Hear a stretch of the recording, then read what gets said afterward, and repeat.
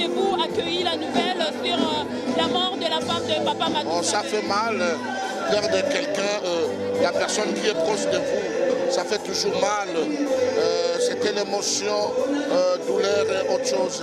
On a beaucoup pleuré, mais c'était un rendez-vous de tous les êtres humains. C'est Dieu qui a préparé cela. Avez-vous des souvenirs que vous gardez à l'endroit du... Oui, j'ai été plusieurs fois avec elle. On a voyagé ensemble une fois à Bumbashi. C'était une maman, Azamoutou, mais Azraki maman pour nous. Nous avons manqué maman. Bon, c'est Dieu qui a décidé autrement. Nous remercions la volonté. Et alors, si vous avez été demandé de dire, de prodiguer des conseils, soit de prononcer les paroles d'encouragement à l'endroit du frère Matou Samuel, lesquels seraient-ce? Tu vois là où je suis à côté de frère Matou, c'est pour vous faire voir qui je suis envers lui. Je lui dis que la Bible me dit que le malheur atteint souvent les justes. Dieu peut l'en délivrer toujours. Le malheur peut venir 7 fois. Dieu va vous en délivrer toujours 7 fois. Alors moi je l'encourage. C'est la souveraineté de Dieu. C'est Dieu qui a décidé autrement. On ne sait quoi faire. C'est Dieu. Nous l'encourageons et nous lui disons que Dieu nous donne la force. Merci beaucoup. C'est moi qui te remercie, merci. Micheline Chabani.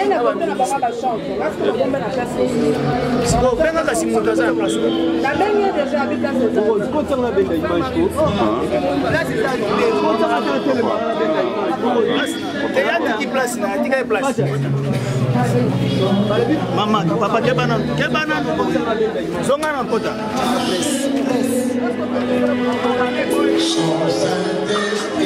Mon entier, botalelanga, Congo température, ya maman Rosette la fleur, Nadambu.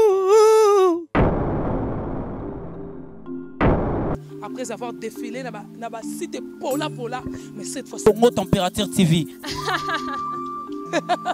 Désormais, suivez-nous sur cette chaîne. Congo Température TV. Congo Température. La patronne Rosette la fleur d'amour, chaîne à solo. Émission religieuse. Théâtre, musique, environnement.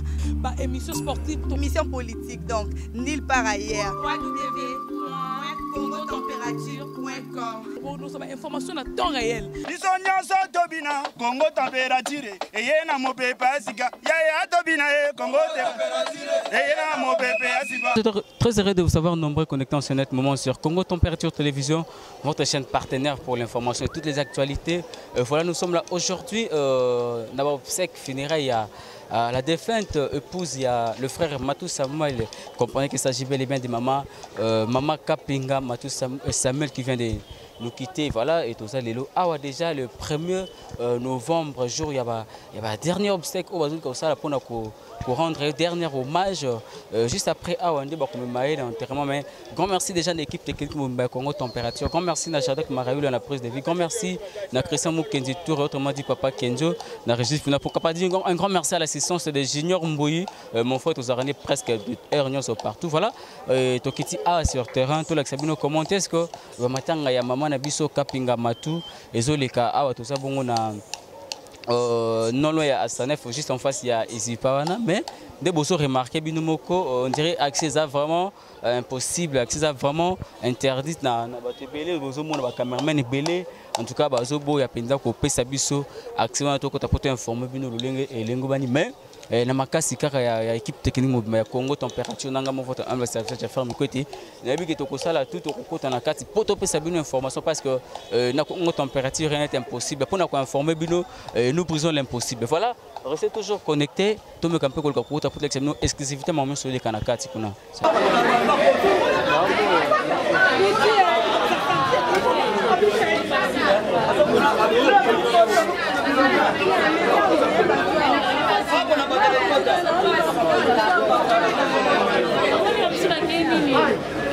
Face à la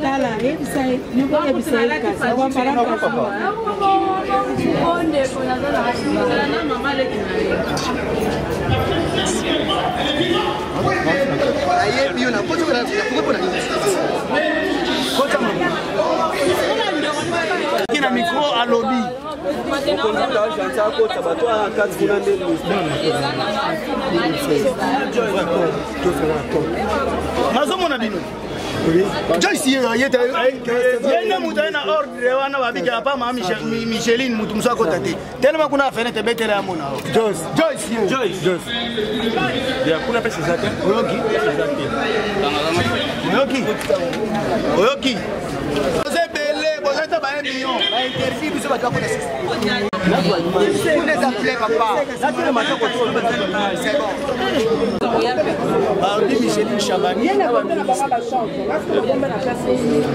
bon venga la simuta za place la benye déjà avec la photo quand on a benga image là c'est ça quand on a tellement et y a qui place là qui place maman papa ke banana zonga na kota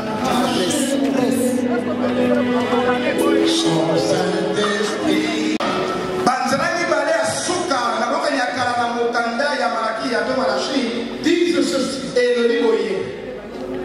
Souvenez-vous de la loi que je donnais à Moïse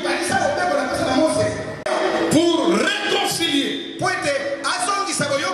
les cœurs des pères avec les enfants et les cœurs des enfants avec le père. Sans quoi je frapperai. Dites amen bien. Amen. On ne peut pas diviser la famille. Il y a des enfants qui vont se marier. Et ce jour-là, si vous venez à l'église, les problèmes ne manquent pas, mais la famille important. Il y a des gens qui prient depuis des années. Ils n'ont rien parce qu'ils n'ont pas honoré leurs parents. Tu honoreras ton père et ta mère. Et tu vivras heureux, tu auras une longue vie.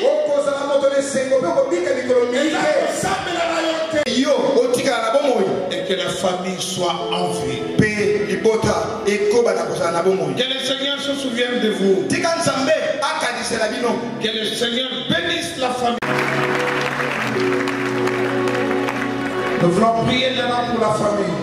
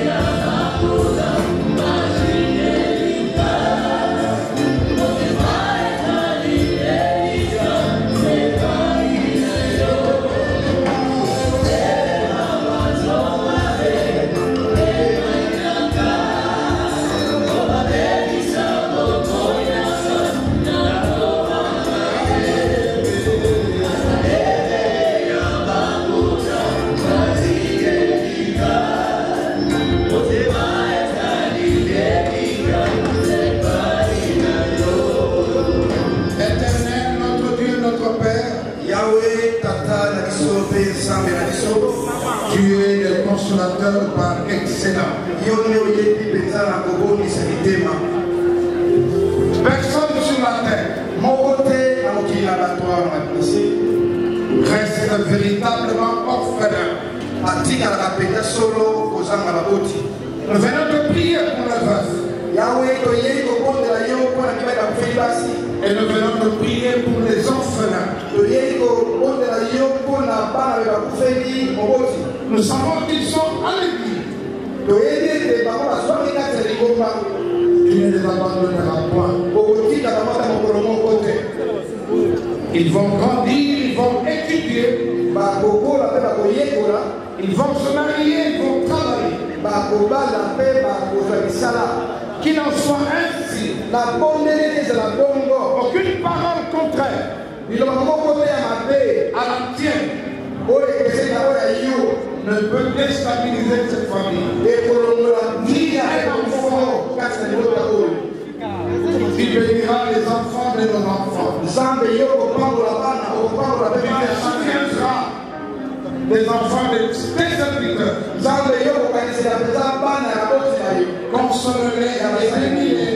Car c'est à toi seul qu'appartient le règne, la puissance et la gloire pour les siècles de siècles. Amen, amen. Amen. C'est fini. C'est bon. C'est bon. Reculons, s'il vous plaît. S'il vous plaît, on peut reculer. C'est fini, c'est fini, c'est fini. Est-ce qu'on peut reculer, s'il vous plaît?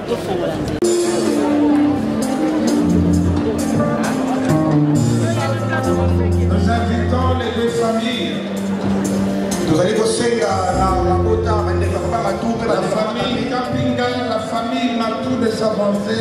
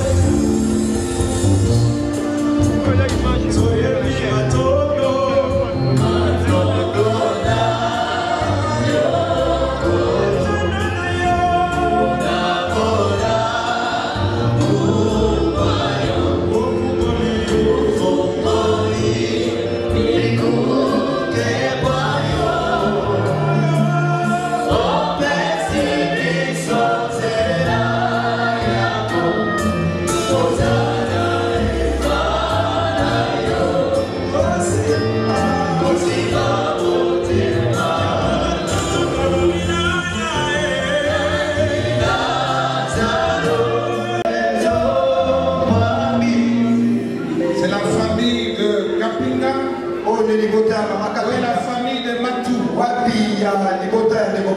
La grande famille est là. Ok. Mon corps. Dieu. Et nous voulons prier le Seigneur pour vous. Santo, Santo, Santo, Yahweh, Nzambe na boule.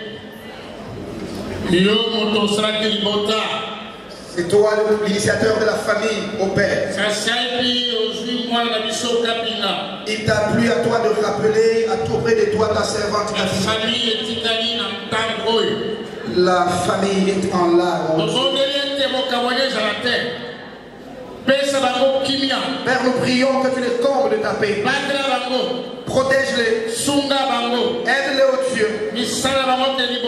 Que leurs travaux soient bénis. Père, que tout ce qui peut diviser soit détruit au nom de Jésus-Christ. Père, qu'aucune chose mauvaise ne leur arrive. Et au nom puissant de Jésus-Christ. Amen. C'est là mon chant, louer mon sort à chaque instant. Respectons la famille. Les deux derniers versets de la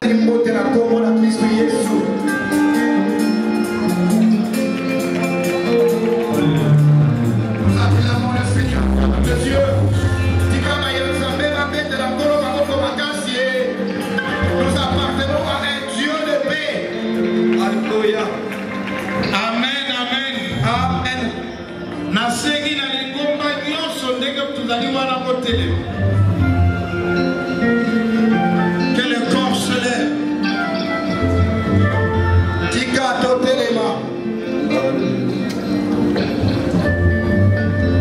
C'est une grande responsabilité que le corps du Christ soit réconcilié avec Dieu.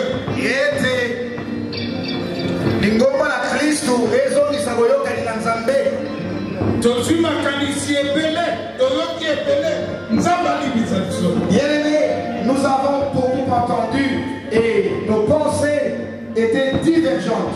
Prions à ton peuple. Les paroles, les sentiments, l'écoute. Maloba, ma sentiment, penini et les nous a poussé, conduit à parler, à dénigrer. Pardonne ton peuple et garde-nous sur le chemin de l'éternité. Alors que change nos cœurs. Transforme nos paroles. Donne-nous la paix. Car tu reviens bientôt. Au nom de Jésus. Amen. Amen. Que le Seigneur nous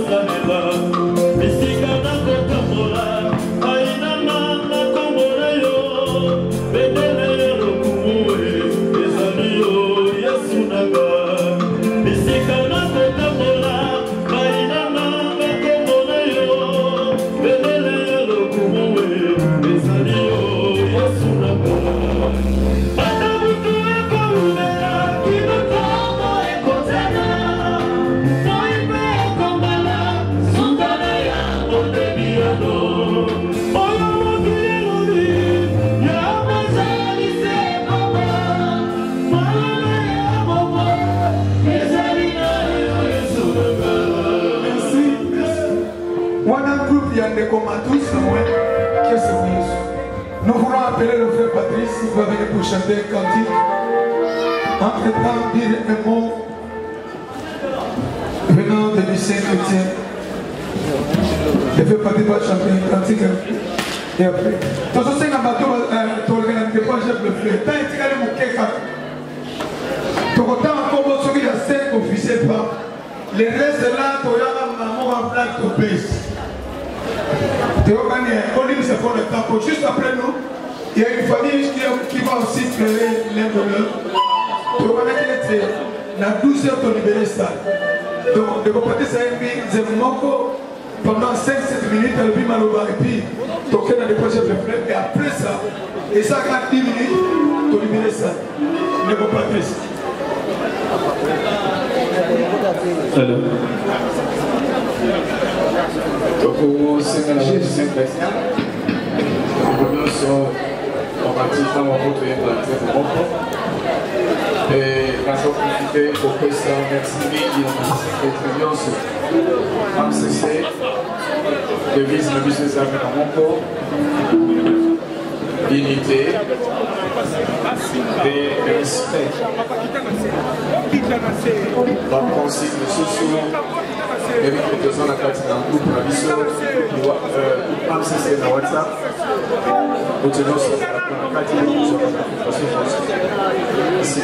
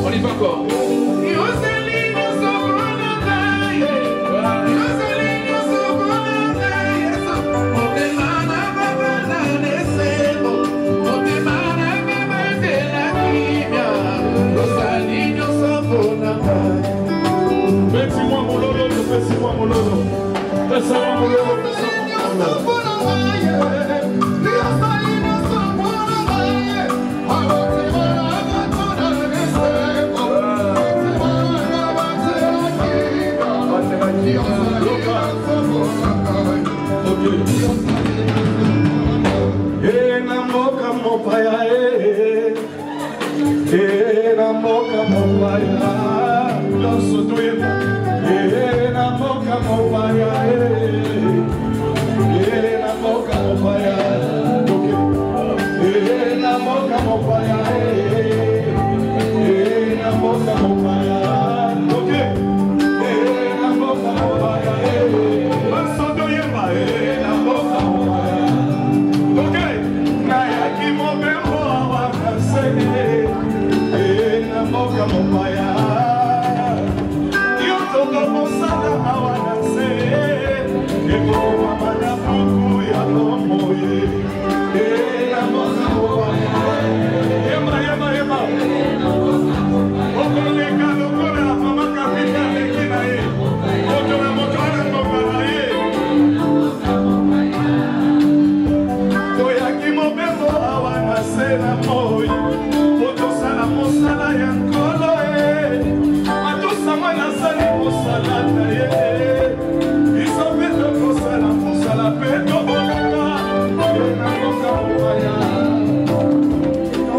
na mboka mopaya azali motima mina yawe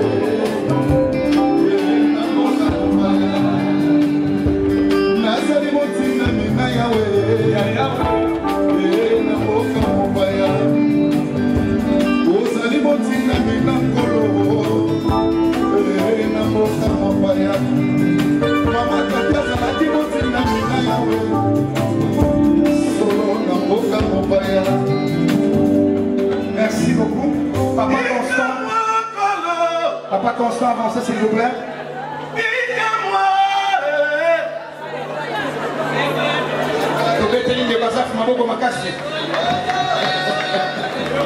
Voilà, merci. Vous le faites Constant. Parce que nous sommes appelés à courir derrière le temps. À présent, pour les germes de fleurs, si on peut dégager le passage s'il vous plaît. Moutonio sur Avanda, presque aux coins s'il vous plaît. Otoki Masimanatamu. Papa Constant, vous allez happy?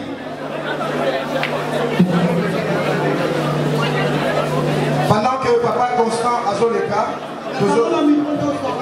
Tozo Benga, Maman Alphine, Papa, Maman Alphine, Kakuchi, Azali Kotelema pour déposer germe de fleurs naïe. Vous allez nous excuser de la manière dont nous allons procéder, sans en train de courir derrière le temps.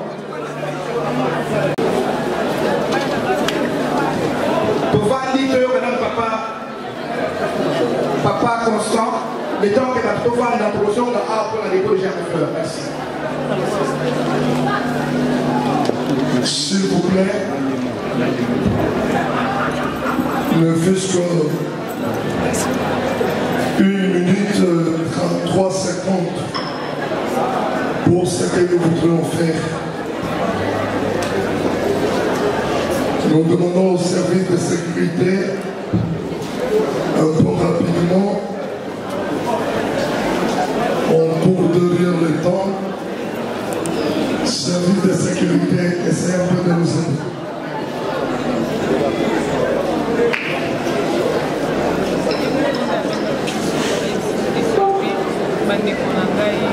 Le docteur, notre Kati, Ngalas a déjà tout dit. Il n'y a pas moyen de nous répéter. Mais j'ai juste un petit mot pour rectifier une âme qui continue à pleurer. Ce mot c'est lequel? C'est que otomona mingi so mwasi ya kufi mwasi ya koya sima konyokola bana osame ya tika kosala likambo wana te ankadaki bana nyonso te ya frère Madou Samuel donc yango nde pede kosala biso pasi mingi yango wana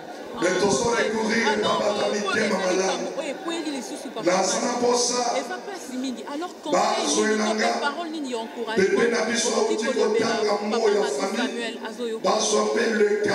Madou nayebi ke oza mosali na Nzambe nakoloba te ke kolela te mpo na kokosa ozolela na pasi na motema mais soko babengaka yo frère Madou eza po ondimela oyembela nzambe yango kombo na yo eyebana yango sangwa liwa ya mwasi na yo mpe eningisi mokili me na oyebisa yo kaka kekangama na nzambe lokolo ozalaka na nzambe mpo bakolikia na nzambe espère encore en Dieu azali wana mpona kosunga yo toti koloba bato mutu na mutu na vie aza na komba ya yo komba yango oyo me na osenga na nzambe ke asalisa yo apeso makasi okoba na kosala mosala na nzambe so baproblème eyeli biso peut-être esala soni olobaki awa nakufeli mwasi sikoyo su nakufeli mwasi topesa nyonso to maboko ya nzambe zala na courage ndenge oyebisaki biso mwasi na yo amakufa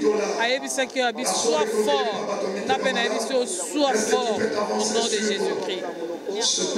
C'est pourquoi tu s'est retrouvé awa na lobby otolela ezwaki nga tozalaki ezwi papa matu tozali moko na biso soki ezwi ye ya esengo comme ya mawa on est ensemble parce que tozo construire corps voilà un peu paix à son âme mama kapi tokobosanaka yo jamais bana baza na kati mais toza derrière pour soutenir papa Matou na ba prière nzambe asunga ete bana batikali azwa makasi ya kobokola bango ete mama kapi akozonga te biso nde tokolanda ye nzambe asunga yo ozolanda biso kobondela mpo na ndeko parce que ezwi ye lelo lobi mpe ekokozwa yo vraiment merci papa. Tu sais, quand tu es dans le malheur, ce n'est pas le moment où il faut la blessure encore davantage. Quel que soit ce qu'ils disent, moi personnellement, peut-être beaucoup de gens ne connaissent pas. J'ai vu l'ancien Droumer tout ça. Et si on connaît bien, tout ce que les gens disent là, il faut que Dieu leur pardonne. Et Ami Balé, par rapport aux écritures, Bible Lobby, Tolela Nabo Bazali Kolela. Et tout ça, vraiment ça fait mal, bon, ça passe.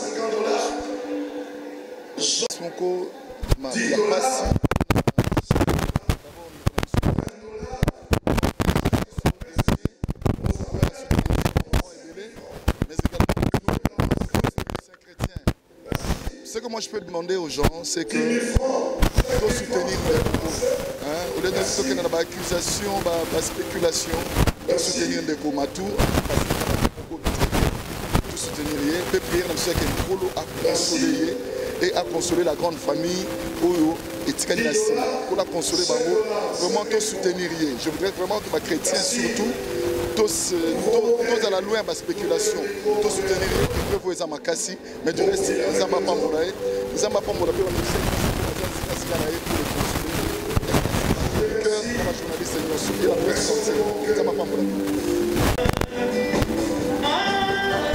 voilà, tous impression et puis avis à papa Nabiso Pichu Manza par rapport à Sangwa Mawa où il comme la biso et suite à matanga ya maman Nabiso.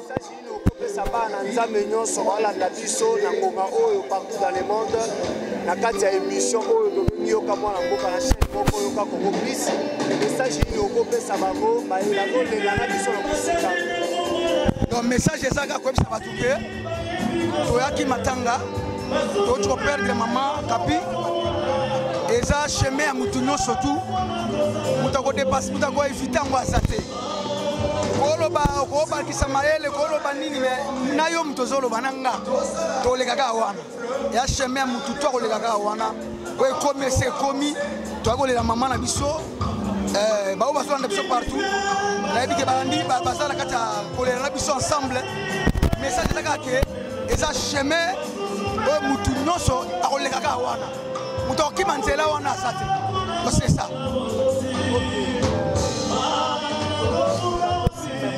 Témoignage ni na malamu zaki nango par rapport ya maman na biso Kapi a utotika biso. Vraiment merci pour le témoignage. Na ju grâce té. Mais aux amis na maman Kapi mais une à deux fois, trois fois comme ça. Ayambanga bien. Une fois tout na maman Kapi na ville. Na moni ete me ya moni ngai. Abenga na musika, frère Pichu. Donc azaki maman azaki bien na ngati. ata moni oyo pe oleka ote bon ezaka likambo ese ekomi tolela kaka kwa bakristo balelaka merci azalaki na témoignage ya malamu ya mama Kapi kovanda pene na ye boye avandaki netambola ye te akomprenaki kozala na mama Kapi balibuso amonaki aza femme moko malamu ayambaki ye na kisi opara mwanza vraiment ozolinga kopesa toli nini na bagene lelo baosala nzambe par rapport ya makambo ekomi papa na biso matu na babilobaloba oyo ezolobama partout dans le monde ozoyebisa na bagene tala nini na baartiste bandeko na yo bana nzambe oyo lelo bazoyeba likambo okokomela bango oyebisa bango nini message nini okopesa na bango to mpe toli non conseil par rapport à makambo ezolobama ezaka koyebisa bato ke biso toza basible ya mokili etalaka biso emonaka kaka bolangu kati na biso bato balingaka bamona te mpo na biso erreur na défaut to na likambo baolinga bayeba le pourquoi eza normal e bato amoni oyo ekomi étoile okomi star okomi vedette yebaka vi na yo ekomi contrôlé moindre fois mpo bakolinga balandela yo yango na bagene bo baoyemba lelo na bango bazwa mpona mosala oyo bayebake okotala mosala oyo il faut un peu de discipline ezala fo oyebake makambo ekoya oyebake bakritike kolanda yo me yeba mpe ndenge akotambola eloko eleki ekopesa bango eza kaka soki obanga nzambe ata bato bakoloba mabe mpona yo nzambe akodefendre yo po mabe na maloba ekoya kaka mais tobatelaka yesu mpe tobanga nzambe c'est ça. Comment avez-vous accueilli la nouvelle sur la mort de la femme de Papa Matou? Oh, ça fait mal, perdre quelqu'un, la personne qui est proche de vous, ça fait toujours mal. C'était l'émotion, douleur et autre chose. On a beaucoup pleuré, mais c'était un rendez-vous de tous les êtres humains. C'est Dieu qui a préparé cela. Avez-vous des souvenirs que vous gardez à l'endroit du... Oui, j'ai été plusieurs fois avec elle. On a voyagé ensemble une fois à Bumbashi et c'était une maman, Azamoutou, mais Azraki maman pour nous. Nous avons manqué maman, bon, c'est Dieu qui a décidé autrement. Nous remercions la volonté. Et alors, si vous avez été demandé de dire, de prodiguer des conseils, soit de prononcer les paroles d'encouragement à l'endroit du frère Matou Samuel, lesquels seraient-ce? Tu vois là où je suis à côté de frère Matou, c'est pour vous faire voir qui je suis envers lui. Je lui dis que la Bible me dit que le malheur atteint souvent les justes. Dieu peut l'en délivrer toujours. Le malheur peut venir 7 fois. Dieu va vous en délivrer toujours 7 fois. Alors moi je l'encourage. C'est la souveraineté de Dieu. C'est Dieu qui a décidé autrement. On ne sait quoi faire. C'est Dieu. Nous l'encourageons et nous lui disons que Dieu nous donne la force. Merci beaucoup. C'est moi qui te remercie, merci. ekozala mpe makasi mpona papa na biso Matou. En tout cas, peuple nzambe bazala na kimia, papa Matou azwa makasi. C'est ça. Merci beaucoup maman. Merci.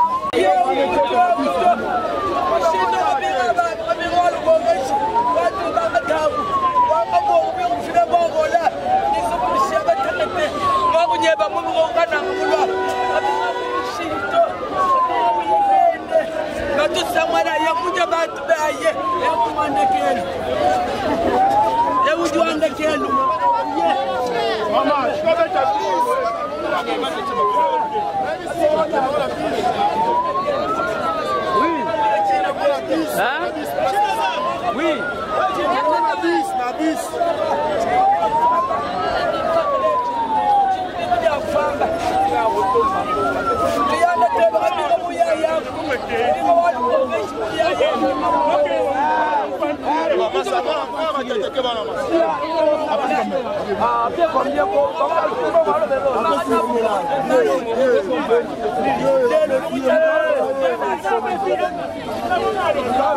Papa nazoloba makambo oyo nzambe azoyoka ngai mwana oyo nakolisi ye azalaki kozwa konja tokei na ye tikapa koko na ye ya mobali na ya mwasi mama na ye akufaki na kananga na veni luluwa atiki ye na libala mobali bana misato mobali baboyani mobali akeya Afrique kabinga atikali na Kinshasa azalaki kosambela epa mama olanga lelo baye kokutana na tata oyo azotindika bana oyo basi oyo koboyaki alinga atindika ye mbala liboso koko na ye kozwa ye akeye na ekananga lera ekananga batraite kuna tititititi na katolike ti esili kabinga lobi nazungaka kabinga azungi aye kofana mobali oyo abinga vana mbali oyo mobali azobima 2h du matin kokenda kobenga basi musu na poto kosala makambo ya mabe mabe mwana oyo akeye Lubumbashi akenda Afrique du Sud kotala bana mwana oyo moni oyo mwana muke mwana oyo lelo toyokobeka te mwana oyo akufi mwana azalaki na voyage onayekaka mitongo oyoki papa makambo ezali awa ye atika ye te akenda na ye ngai nde nazalaki kokoya na ye na nzela tikapa nazokenda nakapinga nazosunga ndenge lelo kapinga azotika bana batata oyo azotika bamwasi munene boyo aokenda mwana wakabongo oyo abotika bongo nde lukokeshi oyo aboti nani tumbaka tabu ake kufona tumbashi na yaya we na labi na maladi ya tension lelo kapinga lelo akeyi atusangala kutikala te akotikala te akenda na ye batikala te atikala te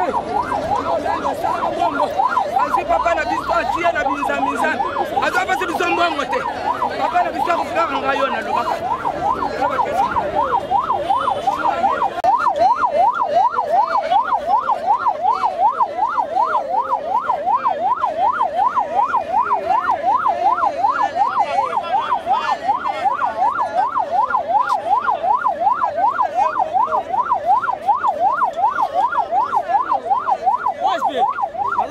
Voilà, c'était là en direct de Kin Miséricorde, une sonne polyvalente. Ici, Kanini, Balela Kibongo, maman la biso, sœur la biso, Ndeko la biso, la maman, la défunte, maman la biso, maman, et Kapinga, Matu, en tout cas, tous allez ah, Bomoni Bandelia, Obsecti, Nasuka Nangome, et Nakati Matanga, oh, interview, Salemi, Boroyo, Kandenge, différents chants entre tous les collègues et frères Matu, Samen, et beaucoup de déclarations, beaucoup de marmologie, et puis beaucoup de Pendenge, famille, réagir en tout cas, ils ont Makambo et Salibiso Passi. Mais voilà, grand merci, jeune équipe. Congo température qui toujours wana pour nous accompagner biso grand merci na concert nanga Angela Bombatu Poupée Barbie grand merci na Lionel Chamala na assistance à prise de vie grand merci na coordonnateur biso Shadak Mariula sans oublier Christian Mukendi Tour et autrement dit Papa Kenzo, grand merci à Madame Rosette Lafleur d'Hambourg. Voilà, d'ici là, portez-vous très bien quant à moi. Je vais faire mes côtés. Tout le plaisir a été pour moi de vous servir et de vous mettre au cœur de l'actualité. Voilà, d'ici là, portez-vous très bien. Je vous dis merci et bye bye. Mon atier, botalelanga. Congo température, ya maman Rosette Lafleur Nadambu. Après avoir défilé dans la cité Pola, mais cette fois Congo Température TV. Désormais, suivez-nous sur cette chaîne. Congo Température TV. Congo Température. La patronne Rosette Lafleur d'Amour, chaîne à solo. Émission religieuse. Théâtre, musique, environnement. Bah, émission sportive. Émission politique, donc nulle part ailleurs. www.congotempérature.com. Nous avons information à temps réel. Congo Température. Et y a mon pépé, Congo Température. Et y a mon pépé,